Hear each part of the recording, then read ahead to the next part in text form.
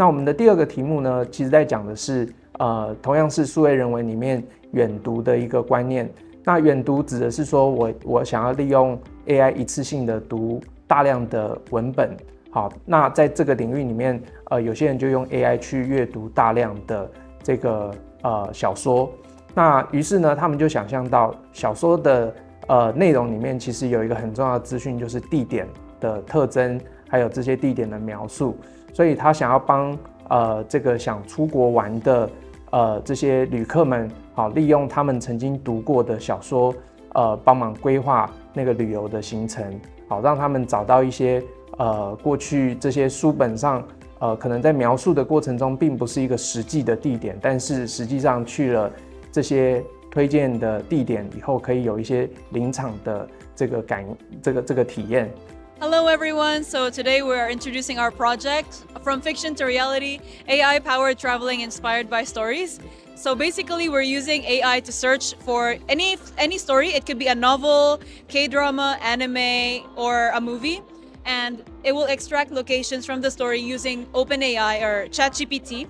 And then it will link the coordinates of those locations to create an interactive map using Folium and also Google Maps API or embedding. And if you want to make an itinerary, like maybe a 5-day itinerary, you can also do so. I'm using our Gradio chatbot over here. So this is our code. We are using Python, but for our interface, we're using the Gradio chatbot interface. So here you can type your story name. For example, if you want Harry Potter, you can click here to extract the said locations. Yeah, it takes a little bit of time. So for example, these are the locations from Harry Potter, or the locations that are inspired from the Harry Potter movie. And you can make a Folium map with the story info. So this is the Folium map. However, the problem with the Folium map is that it is a static map. It doesn't have information about transportation or the time. So it just shows the location, the distance, and some information here. But if you make a Google map, then it will link you to the actual Google Maps. And you can even like customize it. If you can remove some places that you don't want to go to and customize your journey. And for the story travel chatbot, you can also ask this question, this prompt: please provide me a 5-day itinerary for the locations above.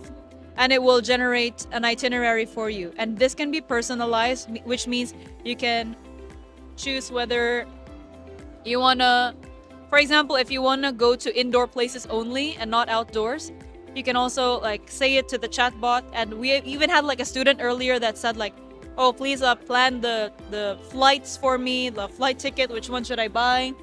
Because it's powered by ChatGPT, so it's very flexible. Yeah, so far that is our project. And we also have this. It's basically these 5 stories here.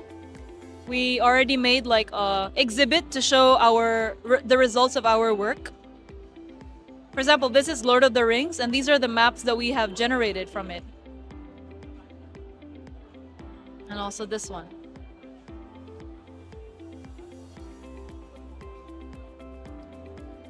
Yeah, so for now, we can actually use you can input any story that you want to input here. So yeah, so basically you can follow along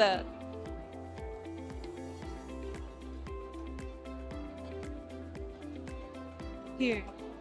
So you can travel by train, travel by bus, but I think maybe for the flights, it's still a little bit difficult. You need to design your prompt properly. Yeah, it also depends on what you put in the ChatGPT. Yeah.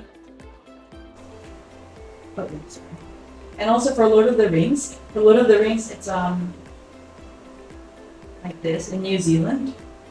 So although it is a completely fictional and fantastical story, the ChatGPT used the filming locations for the travel itinerary. So these are just some examples of what we can provide the users, and this is how we decided to show our results during InnoFest. our app allows you to follow along the character's journey, see the locations, sites, and landmarks found in the story using AI. So it's very applicable for everyone, basically.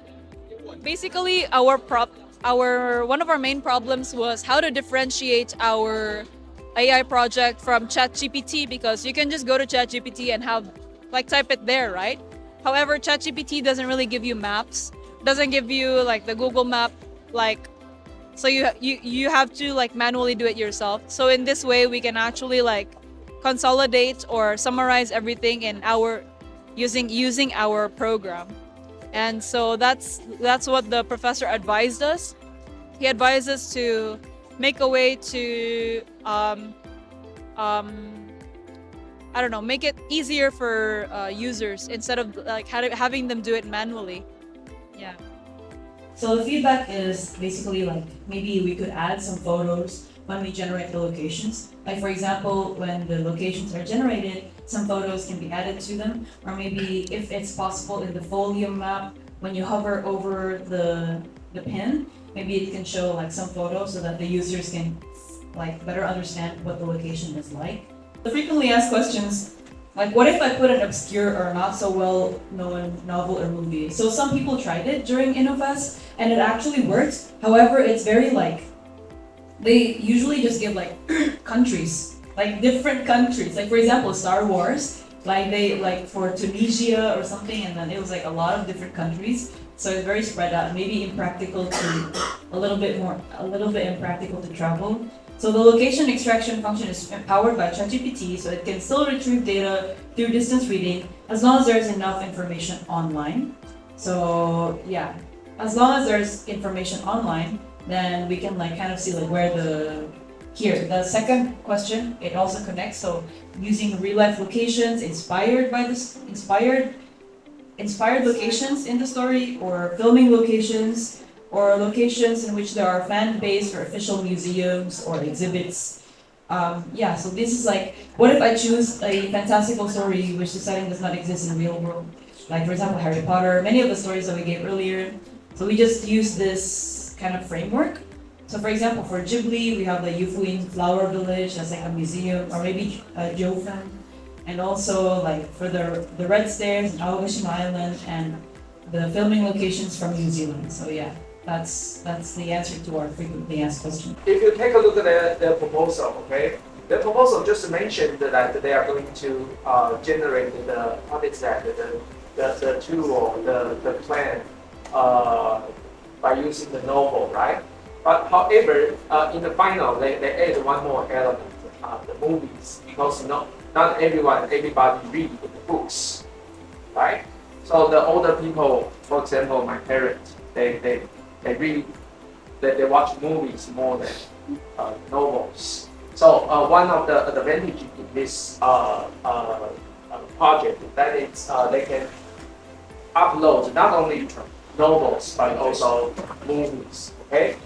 More than that, they integrate with Google API, Google Map API, and generate very similar as the Folium result.